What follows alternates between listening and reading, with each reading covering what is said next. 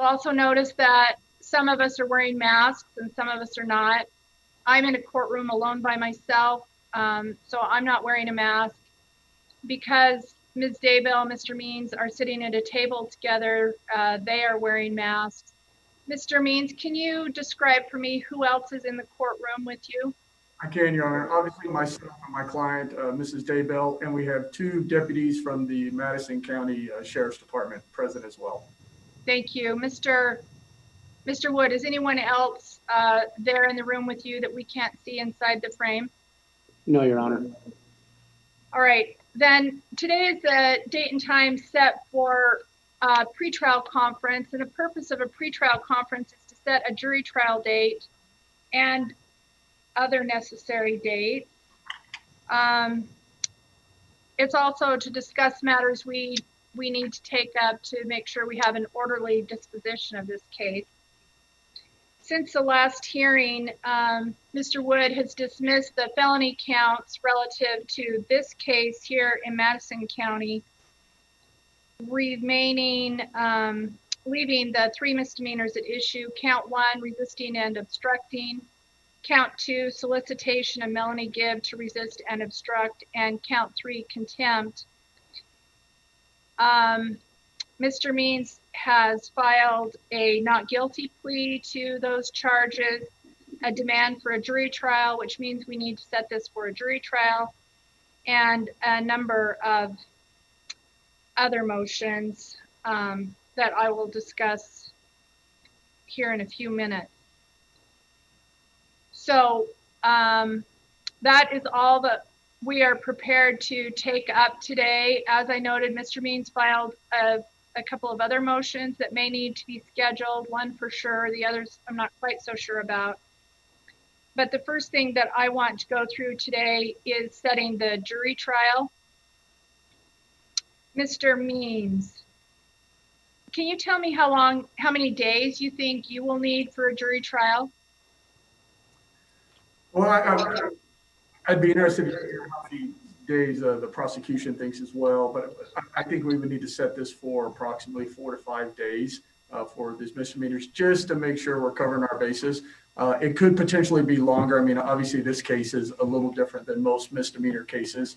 And so there could be some other time issues as far as in preparation for the jury trial that might add a few more days to that number. All right, Mr. Wood, tell me your view of how many days. And I realize there are other charges outstanding in Fremont County that you are also the prosecutor on. So if you could just let us know what your plans are in regards to this jury trial. Your Honor, in terms of time, I agree with Mr. Means. Approximately 4 or 5 days would probably suffice. And so, yeah, 4 or 5 days, I think.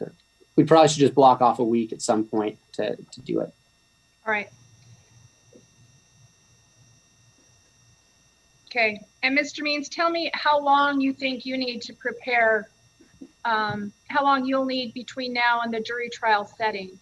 I think probably more than your traditional setting. We have some discovery that's going to come over in the next few days. I understand it's another extensive amount as far as size goes, as gigabytes and information and whatnot. This case obviously is a little different than most. I would be reluctant to say anything within the next 6 months, really. There's a lot of conversations that prosecution and I need to have regarding this. My client is, if I can inform the court, is going to waive her right to a speedy trial on this matter, if that helps with the scheduling as well. Mr. Wood, your view of how long you need to prepare? Your Honor, on this case, the state doesn't need that much more time to prepare. However, as to what Mr. Means said, there are conversations between the defense and the state in regards to venue, possible consolidation of cases. And so in and of itself, no, we don't need a lot of time to prepare, but I think what Mr. Means has said is accurate in terms of the conversations we're going to be having in terms of when we actually try this and if it gets consolidated with other charges. All right.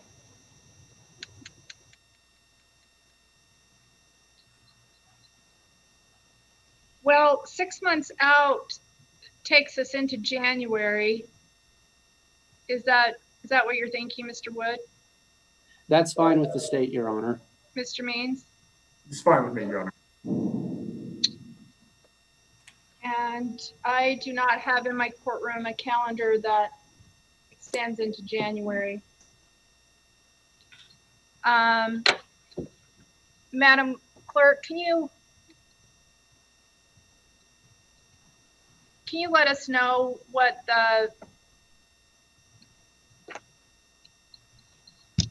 the third and fourth Mondays in January are? Yes, I will.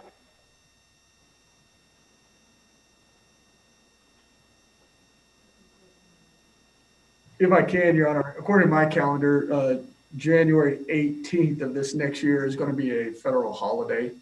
So Okay. we might be looking at the fourth Monday in January if we want to try. And what day? What day is that, Mr. Means? Martin Luther King Day. Right. Yeah. Thank you for calling that to my attention. But the next Monday, what's the next Monday? I don't see any conflicting holiday on the 25th. Okay. So it'd be the 25th to the 29th. Okay. Mr. Wood, how does that work for you? That's fine for the state, Your Honor.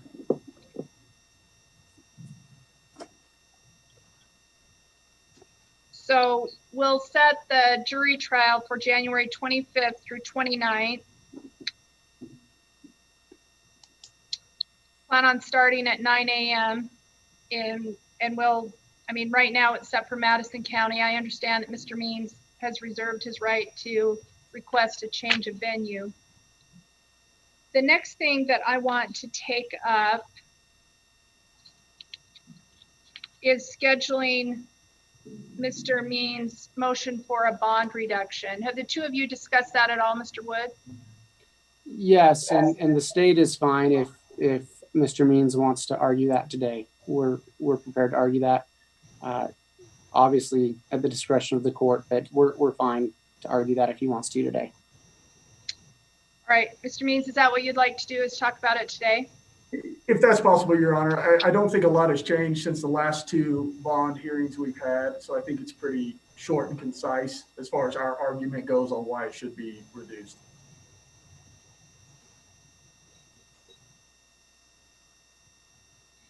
All right.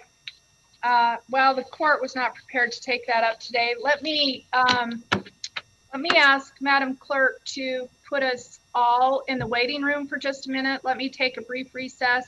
I will get my notes from the last hearing so that we can not have to start from scratch. So we'll be in recess for just 5 minutes, Madam Clerk. Thank you, Your Honor.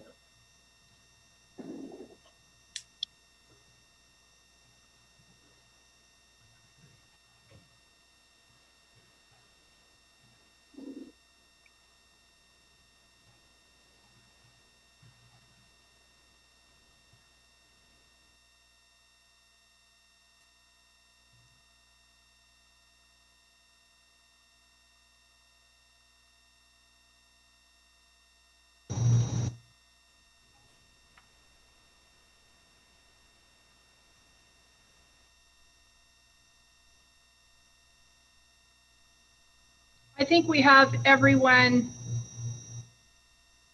back in place. Can you hear me okay, Mr. Means?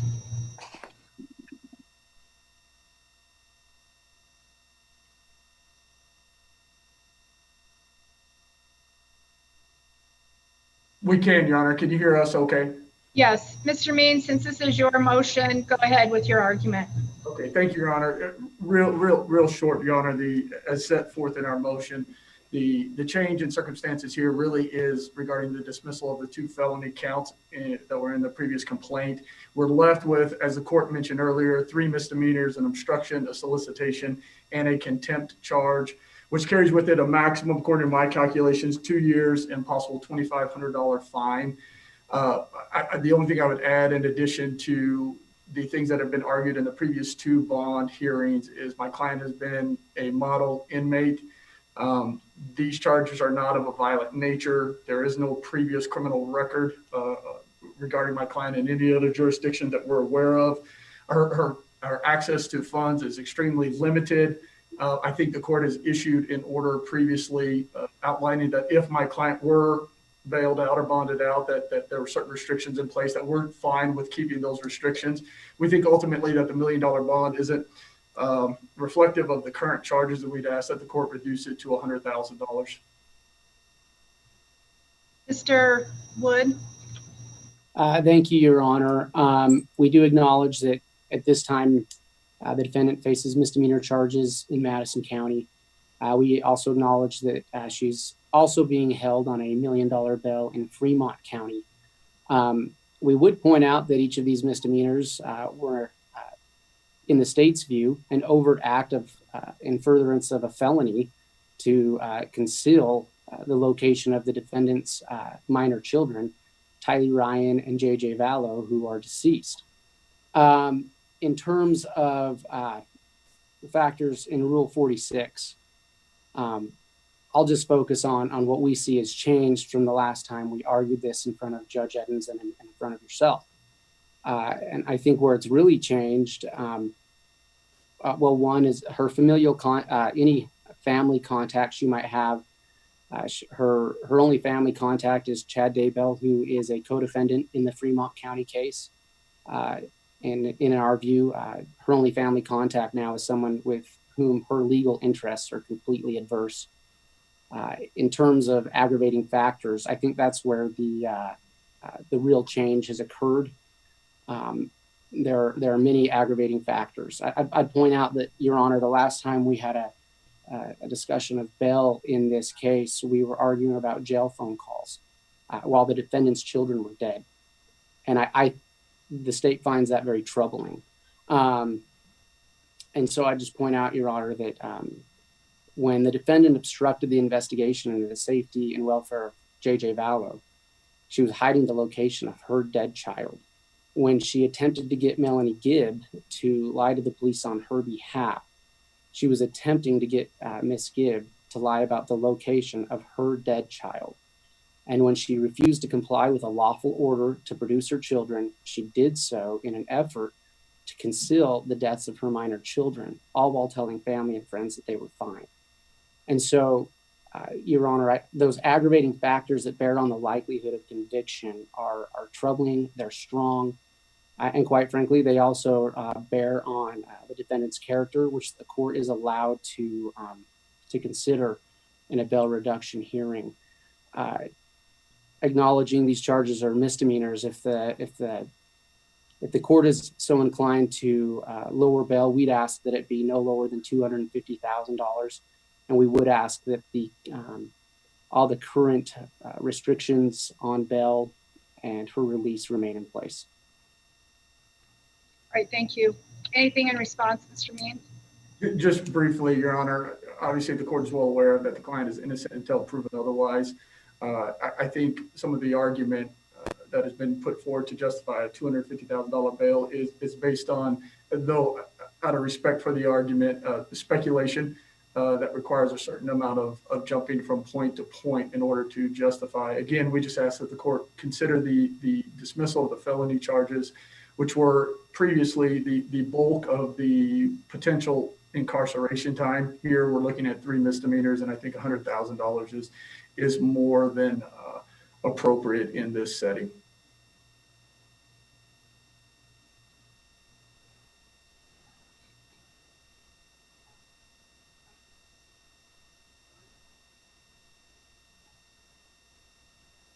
All right, thank you.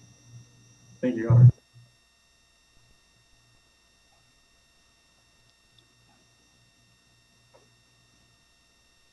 There are 2 procedural matters in this case that are inescapable. One is that these are misdemeanors with a total maximum sentence of 2 years if they're run consecutive to each other and if Ms. Daybell is convicted. The second procedural matter that impacts my decision is that there is another pending case in Fremont County in case number CR 22-20-838, a conspiracy case. Again, there's conspiracy case against Ms. Daybell.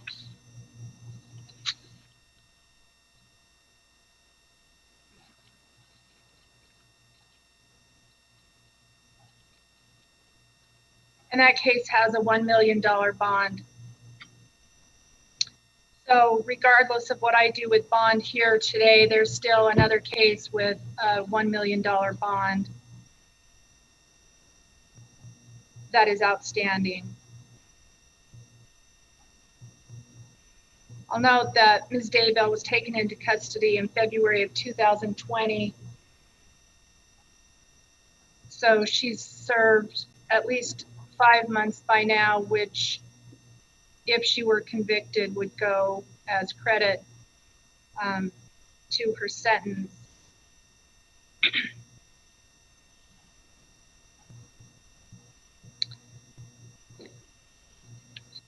I've previously noted that the factors that I consider are those stated in Idaho Code Section 19-2904 and Idaho Criminal Rule 46C.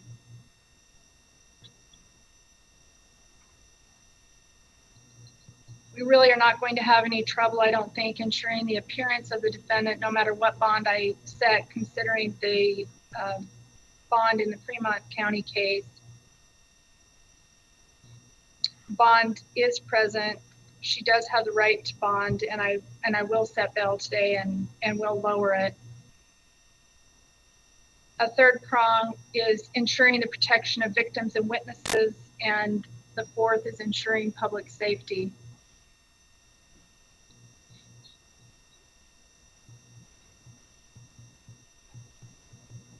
I cannot overlook Idaho Criminal Rule 46C, subsection 6, which is the nature of the current charge, which I've already taken into account. They're misdemeanors with a relatively low maximum sentence. But also that prong requires me to take into account any mitigating or aggravating factors that may bear on the likelihood of conviction and the possible penalty.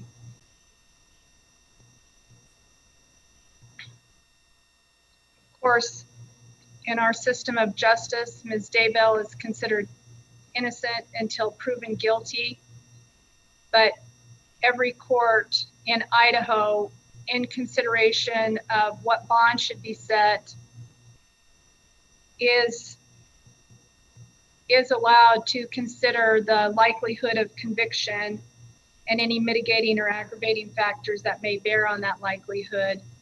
I think it's inescapable that these misdemeanor charges are relating to the whereabouts of her minor children who have now been found deceased.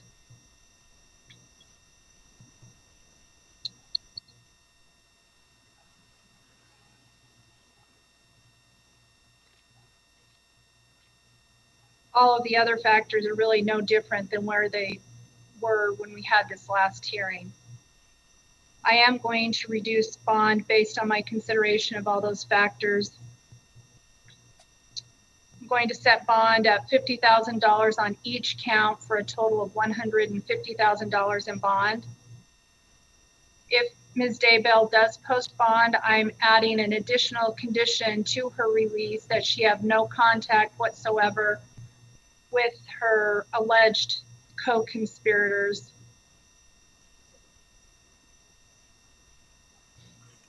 In the Fremont County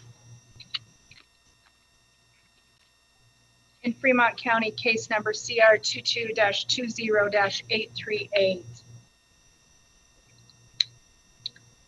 you have any questions or clarifications about my decision, Mr. Means? I do not, Your Honor. Mr. Wood? No, thank you, Your Honor. All right, the court will prepare the amended order regarding conditions. Mr. Wood, would you prepare the order regarding the reduction in bond? Yes. right, I'll anticipate seeing that in the next couple of days.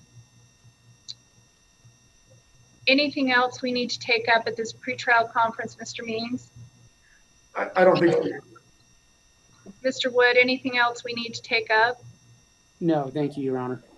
I'll remind both attorneys to pay close attention to the pretrial order I will issue within the next day or two. It will have the required deadlines, and you will be expected to either meet those deadlines or to ask for leave to depart from those deadlines. We'll be in recess. Thank you, Your Honor. Thank you.